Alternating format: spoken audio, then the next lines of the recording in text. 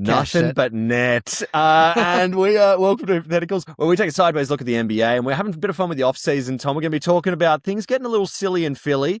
We're going to be talking about this whiteboard behind me and looking at maybe who is the best power forward in Eastern Conference history. But, Tom, before we get into all that, how's your week been? How's life? What's going on, mate? It's been going good now that I'm refreshed with a Hypotheticals trademarked stubby cooler. I have been... Look, in a bit of a off-seasonal depression, no NBA. I've been searching high and low for basketball content around the world. I've been in deep cut territory, mate. I've been sending you links, but look, Hypotheticals is going to see me through, at least for this month. But you know what? We find a way. Well, look, Tom, we've been scouring the internet for some of the deepest cuts in the NBA. We're going to be looking at some big cuts, some deep cuts. But before we do that, we know people like to invest in stocks. So let's do a little bit of the same with our segment, Bank Shot.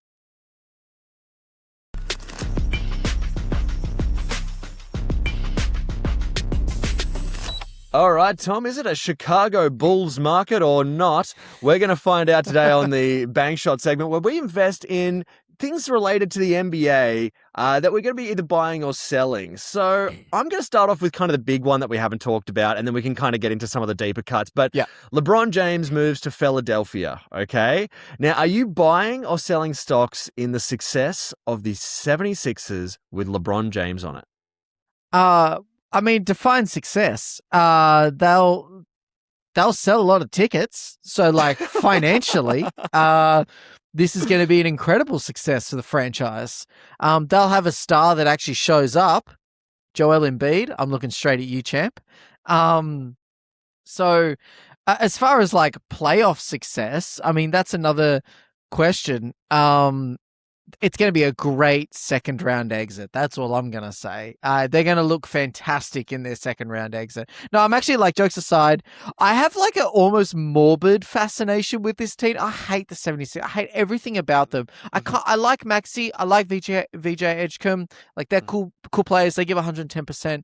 But like, I have a morbid fascination with this team now where I'm like, am I actually going to watch a couple of their games just to kind of see what happens? And I feel like that a lot of the league is sort of like that at the moment, where they're like, well, how are they going to go with like a couple of like everyone on that team's ball dominant?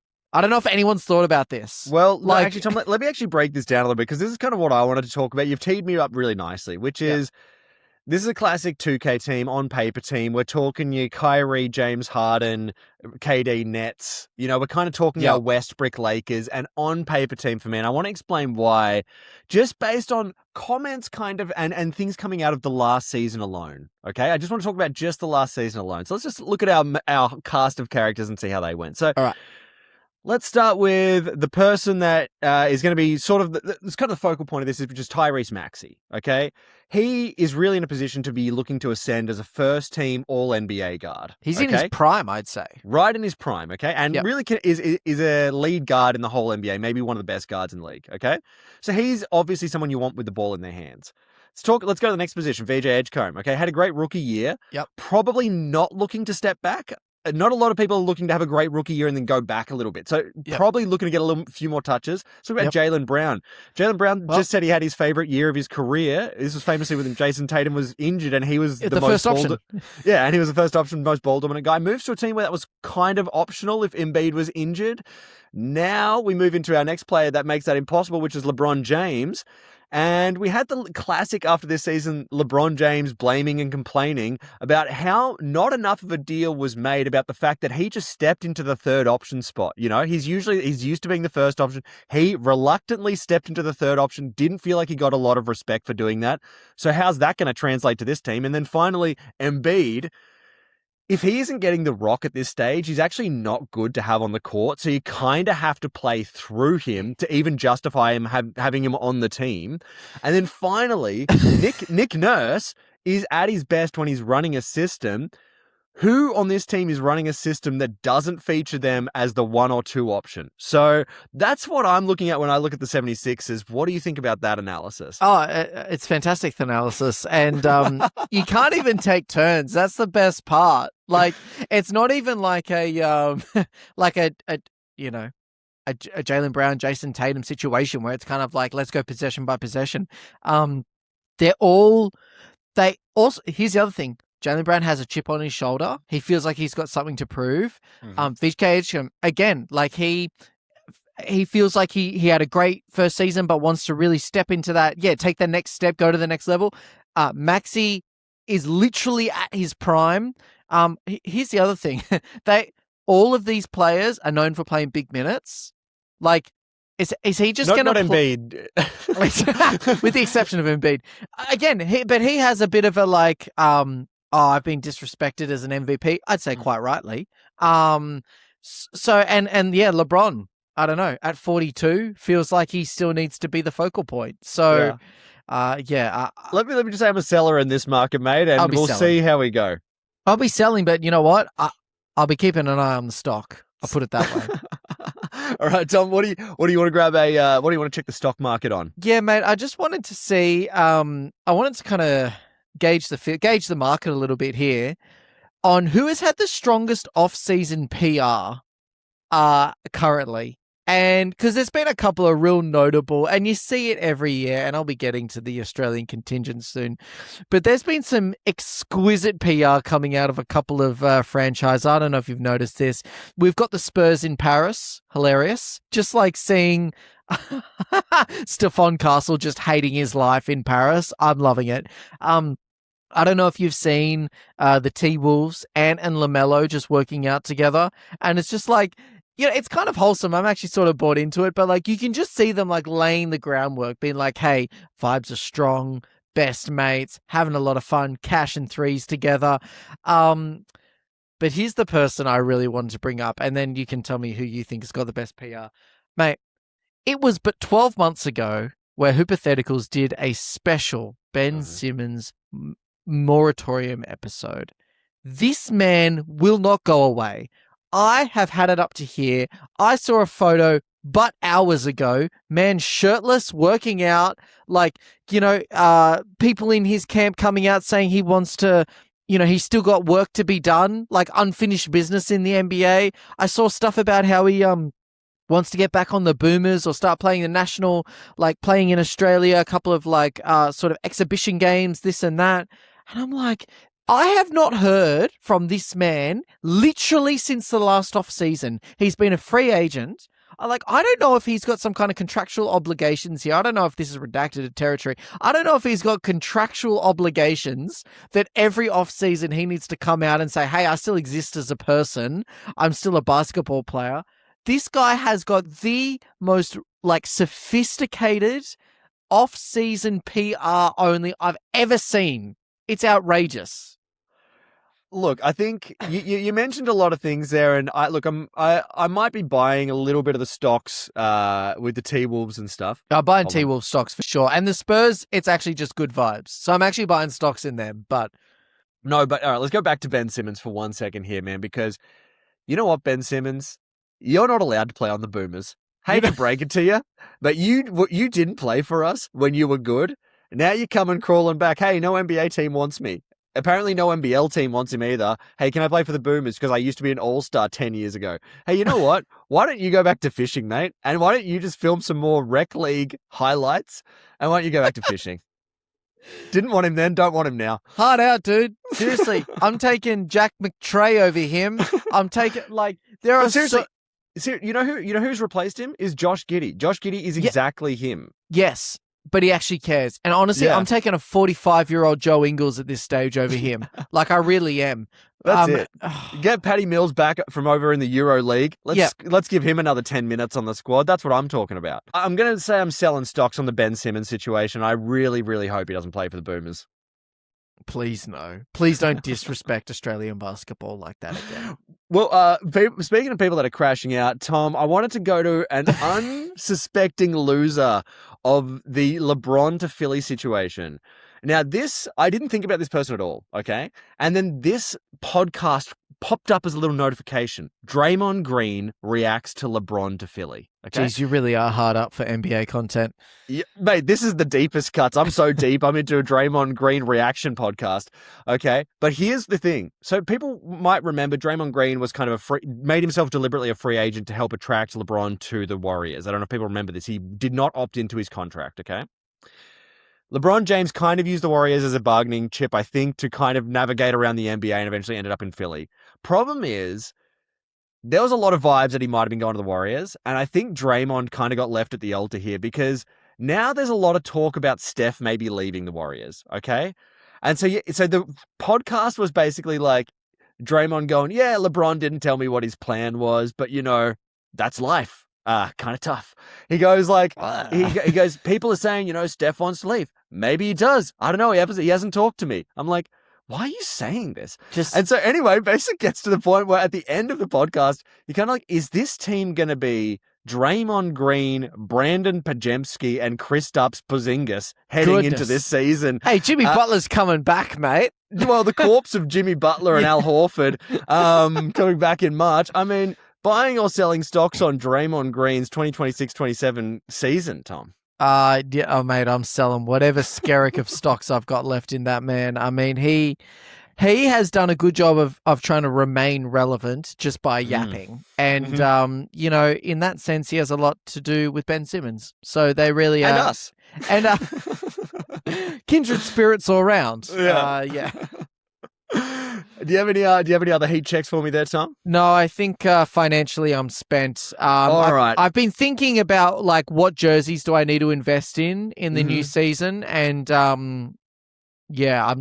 that'll be my next project. I think coming Chris in fresh. Middleton, Washington Wizards. I think we could be. You will there. not see me caught dead in a Wizards jersey, even if it's cash. I'm sorry, brother, I can't do it. All right, Tom, I want to grab one final heat check here, and this was something that's not related to the NBA, but it popped up, and I was kind of interested if the NBA would ever do something like this. So, in Australia, the WNBA has put out something before the season started, which is that they're letting the audience, kind of for their summer league, pick 3 new rules that they're going to be trialing out, just to see if they kind of work, okay? And there's 6 options, so I'm just going to run them through you. Let me know if any of these interest you at all, okay? Yep. So the first one is power plays. For a short period activated by the team, every bucket is worth 1 more point. So it might be for like 2 minutes for 1 quarter in the game. Now, this sounds crazy, but I kind of like it because imagine shutting a team down for their whole power play. Like I can just see a little dynamic going there. There's a variance of this sort of happens in other sports. Like you've got in cricket, in like T20 and 1 days, you've got like there's moments in time where like you can only have a certain amount of players like within a ring in the field, which makes it gives an advantage to the batting side. So like it's not entirely without precedent. Yeah.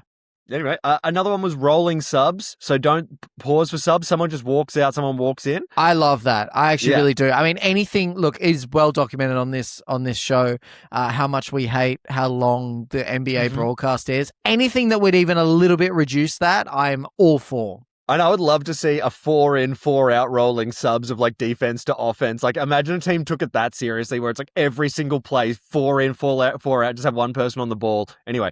That would make transition just wild. Oh yeah, it opens up a whole different game, honestly. That'd be fun though. I mean, they should trial it. That'd be fun. Yeah. Next one is 1 free throw for all the free throw points. So instead of taking 2 free throws for a 2-pointer and 3 free throws for a 3, you just take 1 and you get the points.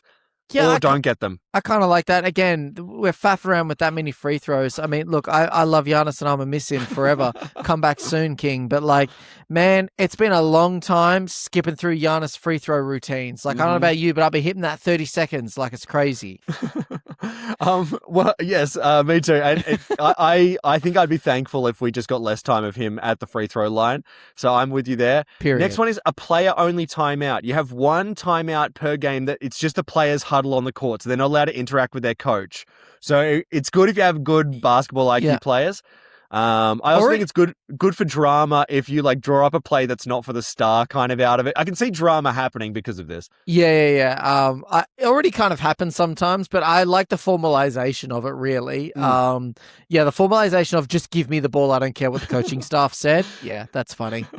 Especially in high octane games, like high stress games. That'd be hilarious. Yeah. I feel I kind of like it. Another one was it's the second last one, automatic inbounds. So that's like if something happens in the backcourt, like someone takes 8 seconds in the backcourt, or like just after a shot's made, you don't have to give it back to the ref. You just take it out and then throw it back in. So it's kind of just to speed up the game a little bit. Again, I'm all for it. Yeah. And this is a final one, which I quite like. 6th foul. one player gets an extra foul. You get to pick when. So this could be in the fourth quarter. You give them an extra foul. So I would like this because you can kind of play it one of two ways. You can either give your star an extra foul, or you could give like your best defensive player an extra foul, like a Rudy Gobert an extra foul. I like that. Yeah. I like that because, I mean, let's be honest, like it kind of sucks. I actually think, and we discussed this a bit in the playoffs, there is a sense that like if Luka gets a tech early on in the game, it kind of changes the flavor because like he's going to yap for the rest of the game and they're not going to tech him out. They're not going to like chuck him. So I kind of like the idea of if like, yeah, Luka's on 5 fouls or whatever,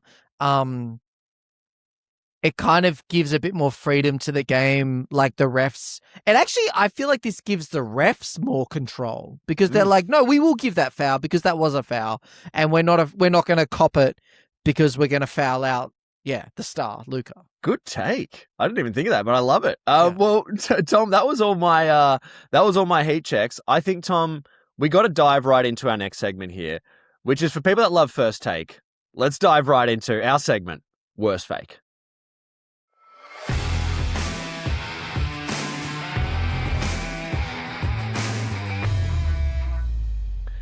All right, Tom, this is our segment Worst Fake, which is like First Take, except where we bring all of the energy. Sorry. That's a good joke for the visual audience there, which you can check out on YouTube and Spotify. But in this segment, Worst Fake, what we like to do is bring all the energy and passion of a First Take segment about NBA topics. But the only problem is we don't know what the segments are, the topics we're going to be defending, and we don't know what side of the argument we're going to be defending. So, Tom, do you want to be giving me the topic first, or do you want to be the First Take guest first? No, mate, I just cracked my second non-alcoholic beer. I'm ready to cook. Give me one. All right. Mine's kind of a random one, but I was thinking about it, so I want to get your hot take on it, okay? Now, this year, we just mentioned Chris Middleton's on a new team, and no one's really talking about him too much, but there is actually a really interesting lineup here. So, the Wizards, could they be having a deep run with AD, Trae Young, K-Mid, and the number 1 overall pick, AJ DeBancer? Where is the case that they do at least get to the second round? I'm actually here for this because, speaking of off-season PR teams, I don't know if you saw, but I don't know how this came up. I'm so deep. I'm watching Wizards team like practice, and Locked AD in. is just cashing threes. I got Trae Young like dimes to AD, middies, Trae pulling up from deep. And I'm kind of looking at him like, yo, this could be a fun team. Like, if they take it seriously, if they sort of go, you know what, everyone's putting disrespect on the Wizards' name, get that name out of your mouth, you know what I mean? And they kind of have that chip on their shoulder, they could be fun. And I get the sense as well that here's the thing people aren't talking about with K-Mid coming back. He was at the Wizards, went to the Mavs, and I got the sense he kind of wanted to come back to the Wizards and play that sort of vet role, that sort of mentorship thing.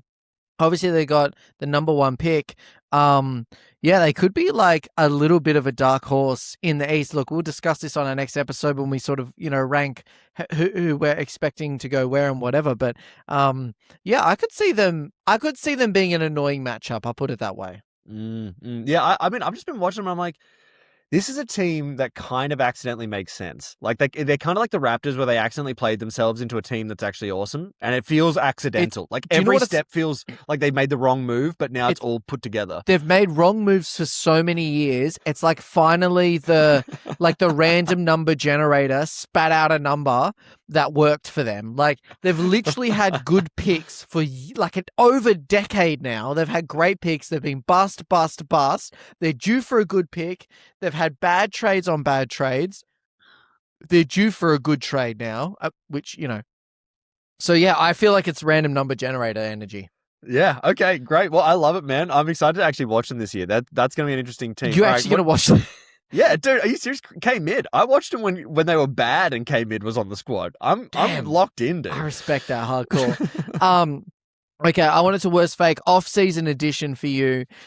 In the spirit of the WNBA coming out with some new rules, I wanted to float a new rule for you, a new actual way that the league would conduct itself, and that would be, here it is. The league should extend the season to be all year round and space the games out to be 1 to 2 games a week. So completely eliminate the off-season. Uh-huh. And oh look, I'll give in to the benefits afterwards. I'll let you cook on that a little bit. All right, dude, this is not only is this an easy take, this is actually a good idea.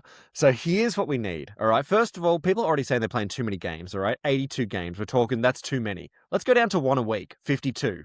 Already cutting the season right down. So that's great for the athletes. Second thing is the season is kind of a year long if you think about it in a couple of different ways, right? There's kind of the summer league, there's there's the preseason, there's the season, there's the postseason, Olympics and stuff. Yeah. Yep, there's the off season. So if we kind of think about it a little bit more like that, maybe we know when the postseason's going to be. We know when the season's going to be. All this is really doing is helping us extend out that season and the preseason. So here's what happens. Preseason, we're getting the rookies. Season, we're building the team vibes. Postseason, we're getting the sort of best of the best. And it's all year long. Dude, I actually think this is a way better idea. And then we don't end up in these weird scenarios where we're looking at Ben Simmons trying to come out of a fishing career and rejoin the Boomers that he's never played for. So just bringing that up again. I actually think, I'll go one step further. Don't eliminate any games. Keep it to 82 games. Literally make it approximately 1.5 games a week, whatever it turns out to be. It maximizes advertising revenue because you're advertising all year. Everyone wants infinite basketball content. And here's the thing. Load management already exists. Like they're already load managing. And the reason they load manage is because of back-to-backs. It's because of busy schedules, players being away from their families. It actually works for both the corporation, like the NBA as a product, and also for the teams because they could be like at home for like 3 weeks. You know what I mean? If they have I just don't know why. I don't know why they're not doing that. So I like you being there with the graphs pointing up, being like, think of the revenue, guys. Yeah. This is from a business perspective. How can we not make this decision? I'm about the numbers, boy. Well, Tom, you know what? Let's jump into Hear the Deer, our Bucks related segment. Jeez, we'll be hearing that deer. That was a loud deer. Yeah, you can really hear the deer there. Welcome to Hear the Deer, where we like to break down things that are happening with the Milwaukee Bucks. We watch every Bucks game, so you don't have to. And Tom, there's not a lot obviously going on with the Milwaukee Bucks. There's a couple of little bits and pieces. Should we get to the bits and pieces first? And then I've got a bit of a board where we're going to be talking about who's the best power forward in Eastern Conference history and sort of ranking them and seeing where Giannis actually sits. Might be a little higher than you think. But Tom, let's start with the Milwaukee Bucks first. So that's got a cliffhanger. What do you want to talk about in the off season? I'm back on off season PR, and honestly, I've actually been kind of impressed with the Bucks. I feel like I saw Tyler Hero the other day. He was running like a school camp or something for the kids, and they had him interviewed, and he was sort of saying like, "Hey, I'm not interested in my contract extension. I'm not thinking about that. I just want to hoop." He was saying like everyone's kind of got a chip on their shoulder. They feel like they've got something to prove. And honestly, man, I actually was getting excited. I was a little and you know me, I'm not sugarcoating the Bucks at all. I never have. I never will. But I was listening to this and I'm like, let's go for this season. I'm hyped. We got some youngsters. We got a couple of vets who feel a little bit hard done by. We got a couple of guys who are kind of in their prime, thinking KPJ. You know what I mean? He's sort of this is about as good as he's ever played. Tyler Hero's probably in his prime. Yeah, Tyler Hero. Even Miles Turner, he's still pretty young. He feels like he's got something to prove. And I'm sort of hey, if we can have a good season, I'm not talking about Gary Trent Jr. I wish that guy would never see a Bucks jersey ever again. But I feel like the vibes have been kind of strong, and I'm kind of hyped to see some scrappy basketball. I've always loved the dirty work, getting rebounds, hustle plays, scrappy stuff. That's kind of our identity. We're like a working class team, you know what I mean? And it's sad to see Bobby go because he was kind of the symbol of it. But, I think that we've got a few dudes to pick up the reins on the reindeer, on the buck.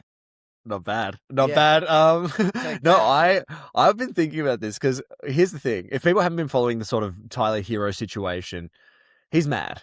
And he's kind of, he's ready for this season. He's been fighting with Bam about it. Yeah, it's a revenge season. Every game against Miami, he's going to be going for 50. He's aiming for, he's definitely going to be aiming for that. But I was thinking, how likely do you think it is this season that we get a sort of MPJ, Michael Porter Jr. season from Tyler Hero here? Please no. Please no. There's a chance of it. I don't want to see him put up 25 shots a game. I really don't. Like, I'm happy for him to do it when we play the Heat. I get it, but like, if he averages, I can see him averaging like 25, 5 and 8, kind of almost like Dame a few years ago. I feel like that's really within his like skill set. The other player who I'm thinking he could be playing like, which is also worrying me, is this could be a little bit of LaMelo Ball kind of season. Like, depending on how much he kind of wants to bring a bit of swag to the playing, we could end up there, but I am interested. I know he is going to be mad, so he's definitely going to be playing like hard, but I do fear that he could be like, I'm the only person here that's like an all-star, so hand us the rock. Yeah, there is a bit of that, but you know what? I mean, we've also got new coaching stuff. I'm kind of hoping that they sort of beat that out of him early, quite literally. You know, Well, talking of emotional lows, let's go to some other emotional highs and lows. Tom, we've been talking about this, but we didn't actually talk about it on the last podcast. Is the Giannis leaving kind of clips and the tear-jerking nature of revisiting sort of Giannis's exit from the Bucks. For people that, again, haven't been watching, again, this is deep cut Milwaukee Bucks stuff. We're not expecting people to be locked in, but there's been a lot of videos of like people from Milwaukee saying what Giannis means to them. We're getting a lot of retrospectives. I watched a 55-minute YouTube highlight compilation of every single game from the 21 playoffs. So I've watched the highlights of every single game. It's been emotionally quite a lot. How have you been going with the Giannis leaving situation? I've caught bits and pieces as well. I saw some highlights from the 21 campaign. Yeah, you've got the block, you've got the 50 piece, you've got you got the net series. Damn. Budenholzer coaching. It's just it's such a like it's a fever dream, isn't it? When you look back. That video that the Heat did about like Giannis arriving in Miami and all the fans being like, "Thank you, Giannis, like we love you, come back." Damn, dude, I couldn't get through it. Like that was hard work. And you can tell that it's so bittersweet for Giannis. Like I respect that he's like for better or for worse, like this has been really difficult for him, and you can tell that he's like excited for the Heat, but it really still hurts, like he still loves Milwaukee and stuff. So yeah, man, it's been tough. Like I'll be watching a few Heat games. I don't know how many I can stomach. I want him to do well. But I'm also going to be really annoyed when Spo coaches that team really well and they like have a fantastic run. And I'm kind of like, man, we freaking wasted how many years 3 years did Doc have him? And just like, see you later. Like just absolutely wasted basically prime Giannis or just at the tail end of his prime. You know what I mean? You know what, Tom? Let's stay here. Let's stay right here. Don't move an inch because we're going to be talking about Doc Rivers now. Because actually this is the last little bit here before I get into sort of a different segment within this that I did want to talk about, which is on Sunday, Glenn Dr. Rivers will be inducted into the NBA Hall of Fame as a coach. And I just want to express just my feelings just about this very briefly. I'm not upset at him that his playoff career is basically 500. He's literally 2 games above 500. Is it really? Yeah. It's not that his record in the playoffs with Milwaukee is 3-8, and that would be way worse, but we didn't even make the play-in last year, so no worries there. It's none of those things. The reason I'm so mad at Doc Rivers is this. Last year, my starting power forward was Giannis Antetokounmpo. And this year, now he's buggered off, and it's Kyle Kuzma. Oh, I forgot. This dude has left a ship while it's sinking, and now I'm stuck with Kuz control at power forward. This is what this man has done as a coach. Okay, so he actually played all right, all things considered. But yeah. But look, happy for Glenn Doc Rivers to be making the Hall of Fame, but he has trashed our organization on the way out. It was the culture. Just seeing in real time the culture go down the toilet was something that I've never seen like in an organization, like in any sport. Like you could literally see as the season went on, people lose faith and get angry. You could see people biting their tongue, people not biting their tongue. Like, I'll be boycotting the event, mate. Put it that way. You're not going. They sent the invite, but you've declined. No, there'll be no hypothetical representation. Did you have any other Bucks chat you wanted to get into, Tom? I think that's it for now. I am actually Yeah. optimistic for the season. I have been every year. I am too. That's actually fair. We should end there. I am actually optimistic. I Yep. think we're going to be a nasty team to play. Like one of those teams where if you don't show up on the right night, you can get blitzed. I think that's kind of where we are. I'm actually hyped for the season to start. Like October is so far away. I'm actually hyped. So yeah. All right. Well, Tom, I did tease it before, but I wanted to get into this segment during this segment because it is about power forwards in the East. So let's get into our brand new segment, Draw It Up.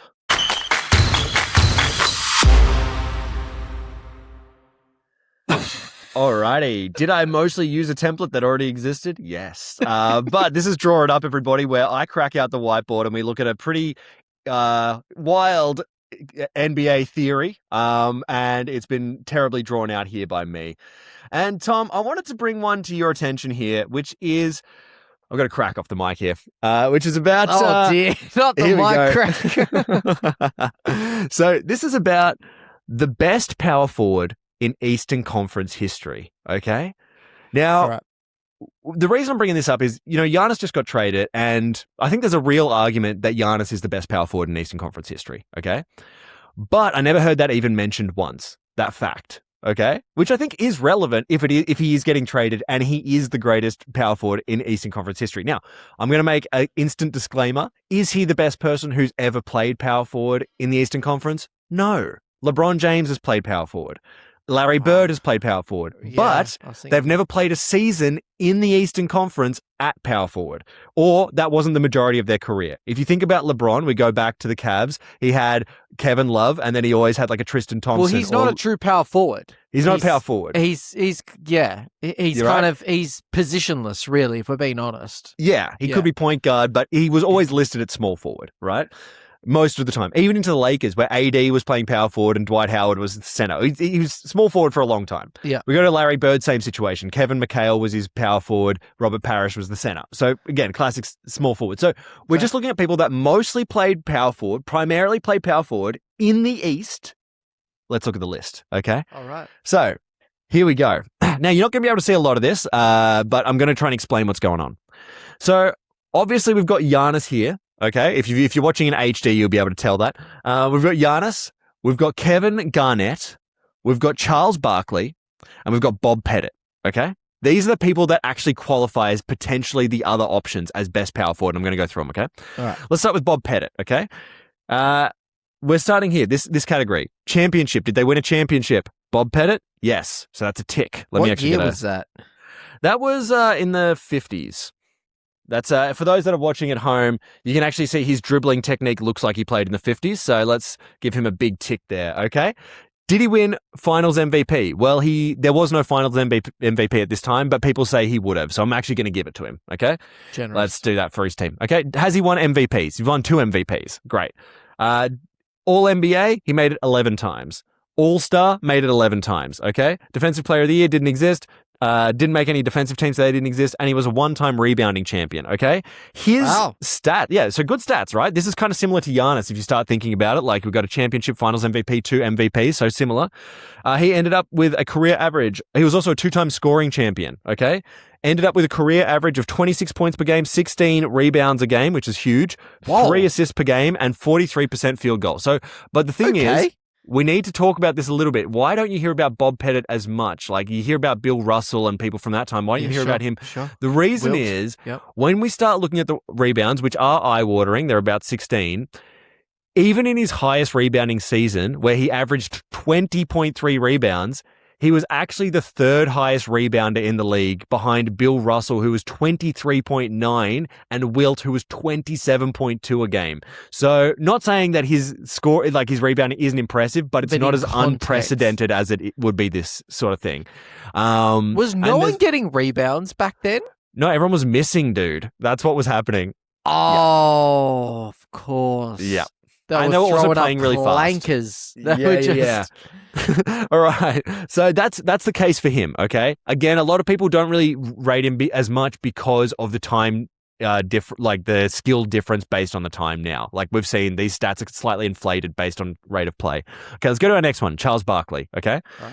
Now, Averaged for his career 22 points a game, 11.7 rebounds a game, 3.9 assists per game, 1.5 steals a game, 0.8 blocks a game, and shot 54.1% from the field, which is very nice. Second highest, only behind Giannis on this list. Okay, let's run through it though. Did he win a championship? No, he did not. Did he win a finals MVP? Obviously not. Did he win an MVP? Yes, but why is this orange? The reason it's orange is because he won it in Phoenix. So it was his best time as a power forward when he was in the West. Well, the answer might be yes. Let's go. Yes. How many All NBAs did he make? 11 in total, but 7 while he was in the East. Okay. Let's go. How many All Stars did he make? 11 in total, 6 in the East. Did he win a Defensive Player of the Year? No. Did he win did he get on any defensive teams? No. Won one rebounding championship or rebounding title, right? So right. We can see probably not as good as Giannis, but some good stats nonetheless. Okay. Hey man, no disrespect for Sir Charles. Like, yeah, boy could hoop, but all right, let's get to where it gets close because this is actually probably the closest, which is Kevin Garnett. Let me start reading off some accolades here because it starts getting a little wild here. Okay, so his actual stats are not that good. 17.8 points per game, that's the lowest on this list. 10 rebounds a game, which is sort of everyone's in that category. 3.7 assists per game, 1.3 steals per game, 1.4 blocks per game, defensive juggernaut. 49.7% field goal, okay? I like the stocks though. Steals and blocks. Absolutely. They do the work. He was so let's go through these. Did he win a championship? Yes, he did. Yeah. And that was even in the East, right? So count that in the right color. That just asking. Do you know who his coach was? Let's ignore that. Did he win Finals MVP? He didn't. So that's interesting. Won the championship, but was not the Finals MVP for Boston. Okay. Did he win an MVP? He did, but on the Timberwolves, which again is in the West. All NBA. He got 1 while he was in the East, 9 in total. So majority of that in the West. Yep. All Star, 15 in total, 5 in the East. So again, we're kind of looking at lower stats in the East. Defensive Player of the Year, yep, got that while he was in the East. Made 12 all defensive teams, 4 while he was in the East. And then finally, he got 4 rebounding titles, but none while he was in the East. Okay? So, I know this is a lot of info. I still feel like he gets a point for the coach that he won a championship. That's all I'm saying. Well, yes. Okay, that's we'll add a little multiplier there. Who was the Finals MVP for that ring, by the way? I think it was Paul Pierce off the top of my head. Yeah, Paul Pierce. Okay, let's go to Giannis, which I have not put on the board yet, so we can compare it live, okay? Has Giannis won a championship? Yes. Yes, sir. Has he won Finals MVP? Yes. Has he won MVPs? Yes, twice. Right? Back to back. Thank you very much. How many All-NBA teams has he made? He has made 9. 13? Oh, okay. How many All-Star? 10. How many Defensive Players of the Year? 1. How many All-Defensive teams? 5. How many rebounding titles? 0. Yeah. Okay? We're giving him 24 points a game, 24.1 points a game, 9.9 rebounds a game, 5 assists per game. That's like almost a whole assist above the next. 1.1 steals a game, 1.2 blocks per game, and the highest field goal percentage of 55.4%. So if we look at this, now I just want to put this all together, right? So we've got Giannis, KG, Charles, and Bob Pettit. If we look at this, look at Giannis's numbers here. If we start looking, so Giannis, yes, he's got the championship, which puts him above Charles. He's got the final MVP, which puts him above KG. He's got 2 MVPs, which puts him not only above KG with 1, not only above Charles with 1, but Bob Pettit also has 2, but again, from the 50s. We've got NBA, All NBA. In the East, Giannis has 9, KG has 1, Charles has 7, and Bob Pettit has 11, but again, the 50s. We got All-Stars. Giannis has 10 in the East. KG has 5. Charles has 6, and Bob Pettit has 11 again. We go Defensive Player of the Year. Giannis has 1. KG has 1. Charles has none and didn't apply. Defensive team. Giannis has the most on this list with 5 in the East. Next is KG with 4. And then finally, rebounding title. Only Charles and Bob Pettit got this here. So when you kind of look at it in sum total and you look at you think about power forwards that have led their team to a championship. If you just think about that concept, Giannis is the best power forward who's ever played in the Eastern Conference. And I feel like people just aren't bringing it up. So here's the case. That's the draw it up. What do you think? Yeah, I think as well, I just think about dominance. The thing about Giannis is that he's dominated in the league and in the East for so long. And the only way they've been able to take him out is build a wall. Do you know what I mean? Or, injure the rest of his teammates, so it's just him versus the world. So, yeah, I think there's a pretty good case to be made for him being the best power forward in Eastern Conference history, or at least up there, if not the best. Like he's definitely one or two. After doing this, he's one or two, and I think based on if you just look at their time in the East, I actually think he is the best. If you're looking at that list as well, like Kevin Garnett, like great Garnett, Charles Barkley, like Pettit, like these are all great players. I can't really speak to this dude from the 50s because I don't really know him that much.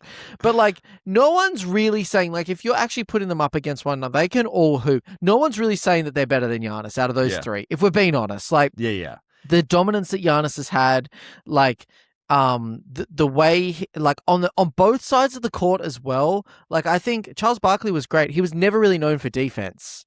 So like he kind of, and again, Kevin Garnett, like he was never, I'm not super strong in this area of NBA, but like, or this era, but like, was he the first option, the clear superstar in that team? Like, not really. In the East. Yeah, not in the East. Yeah. So that's the thing. Anyway, man, well, that's been our first Draw It Up, man. I feel like we've got to roll into our next segment here to our other sort of probably our most unique segment on the internet. Let's jump into a bit of Rhyme Out.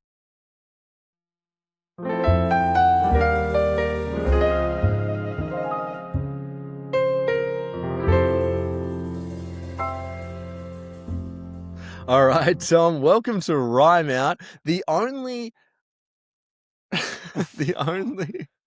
I'm laughing again.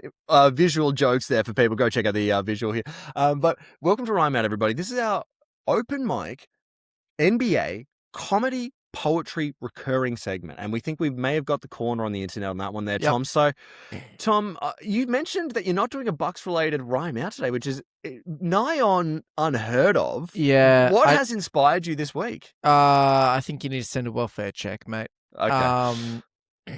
I'm just gonna go.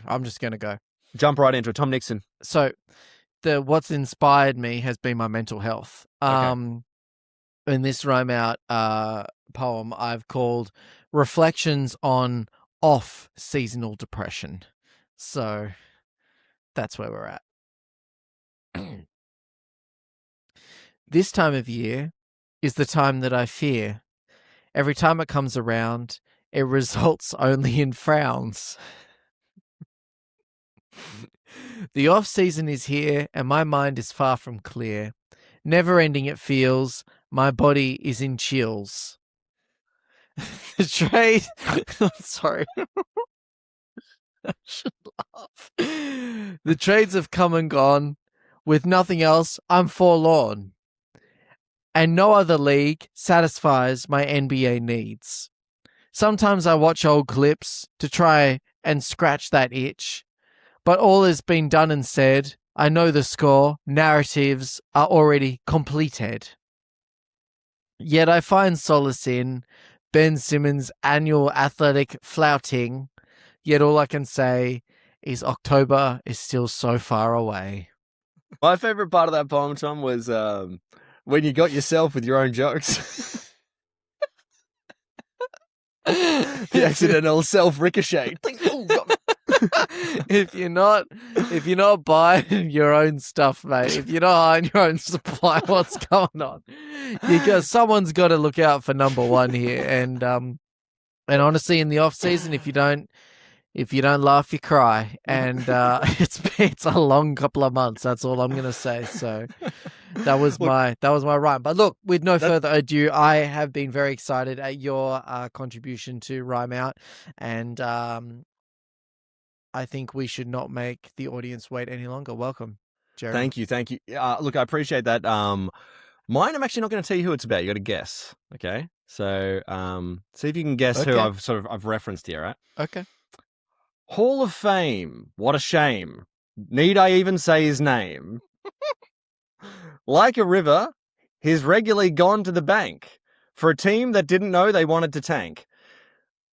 I think I need a doctor because he's made me physically sick. I'll be streaming Tank Fest Kyle Kuzma edition, and we don't even have our pick. So congrats, coach. Wishing you the best of luck. Please succeed wherever you go, just not near the Milwaukee Bucks. Jeez, laid it on a bit thick with that one, mate. Yeah, so I'm not going to say who that's about, but people can kind of, try and put some pieces together. What was that last rhyme again? That was really nice. That was good. Here we go. It's so congrats, coach. Wishing you the best of luck. Please succeed wherever you go, just not near the Milwaukee Bucks. Exquisite. Absolutely exquisite. I think I like Ben Simmons. I feel like I've heard enough about Doc Rivers for a lifetime. I think I'm good. That guy can disappear from my life and I'm happy. Tom, we've got one more segment left, our oldest segment, and one that actually has our old logo still in it, which I have to update. So, Tom, it's time to get our to get our old logo ready for our most common segment, Agent Cody Bank.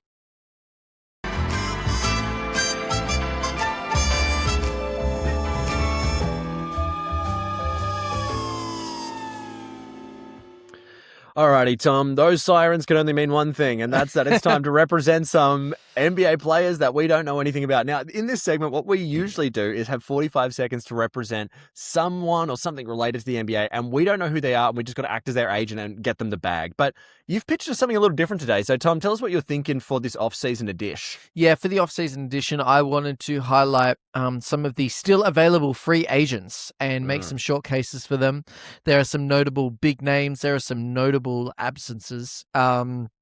And I think that it is high time that we get these guys the bag because the time is running out. As we can see, shout out to Russell Westbrook. He was on the list, but literally retired as of this morning. So this is what's happened. If you don't get a good agent on Agent Cody Bank, you got to retire. So that's a good point. Good business sense once again, Tom. Yep. Now, the other thing that we're doing that's different this week is we're going to be doing a bit of a rapid fire. So we're going to be just representing really quickly some of these free agents. Like, as you said, all of these people need some help, so we want to help them out as quick as possible. Get it to as many as possible with the time limit. So, Tom, I guess we're just going to go fire away when you're ready. All right, you ready? Yeah. Bradley Beal. Bradley Beal, feel the Beal, mate. If you want a guy who probably can still get a bucket and probably has star power, it's time to feel the Beal. Probably doing a lot of heavy lifting on that, but Marjon Beauchamp. He's still in the league. I mean, look, comes from good stock. That's all I'm going to say. He's also a bit of a fairy tale story. So if you want a bit of feel-good energy going on, he's got a 6-star tattoo here as well. So it's just quality ink, quality guy all around. Also plays basketball. So, yeah. Not a lot of basketball mentioned, but appreciate it. Bruce Brown Jr. Bruce Brown Jr. Not a star. But, doesn't have a star either. Turn that brown frown upside down. Let's get him on a team. Let's get him smiling. You get your whole team smiling. I've heard he's got great vibes. So the reason you don't know anything about him is because he played on Denver for a little bit, didn't do much, and now he's off the team. That's it. Don't want to bruise his ego, but let's keep him going. Well, I'll get a couple more to you here, Tom. Oh, this one we actually love. Seth Curry. Seth Curry, mate. I mean, this guy, if you just want some dude who's going to be putting up like 39% from three literally every season, shoots better than his brother, I got the guy for you. I don't know how he hasn't managed to get a better, ongoing contract with a team. Vet minimum. I would actually love to see some Seth Curry on the Bucks. Just saying. Journeyman, come journey your way over to Milwaukee. All promise, no deliver. I got Jonathan Kuminga. Oh, the Kuminga, what is he going to bring you? And the answer is hopefully decent minutes off the bench. I think he's got an ego that's outsized his talent. But give him a bit of the Carmelo Anthony, a little bit of time away from the basketball. Okay. He can come back and appreciate it, be a good player for you. I like that. Let's go 2 more each, Tom. I'm going to rip you one really quick here. Let's go for a Bismack Biyombo. Oh, dear. I mean, if you just need someone to take some fouls, a big man, just to do some dirty work. If you need a guy to just throw in Wemby, basically, just to abuse him, then I actually feel like that could work well. Do you know what I mean? He's not going to be able to move his feet, and he's probably going to get absolutely, destroyed out there in the perimeter, but he'll soak up a few fouls for you. And that could actually be worth something in the West, genuinely, not even as a joke. Yeah. I got DeMar DeRozan. Crazy. DeMar DeRozan, I actually feel like this is the perfect place for him to be at this stage of his career. Free agent, will get picked up, and the thing that you can like about him is that he probably will give you veteran leadership. Not basketball related, so that's good. Yes. All right, my last one for you here, Tom. One of the big fish hanging on the out in the pond here. Yeah. Looking for a hook. You probably had him as well, but one that Thanalytics don't necessarily agree with. But Thanasis Antetokounmpo, free agent. He offers way more than he gets clowned for. That's all I'm going to say. Locker room presence. I saw him do the Sham God once in some minutes a couple of years ago. He's come back from injury. Like, he's just a piece. He's actually more solid than you think, can move his feet. I feel like, you know, his name's Antetokounmpo, so the sky is literally the limit for this man. And he comes with a great podcast title, which I really love. So, mate, I'm throwing you a tough one as the last one because this man is a free agent. Technically, he can be signed. I'm not sure who's going to do it, but can you please get a min for Ben Simmons? I think I know what team needs him. Go. It's the Philadelphia 76ers. Stop. They need another person who needs the ball.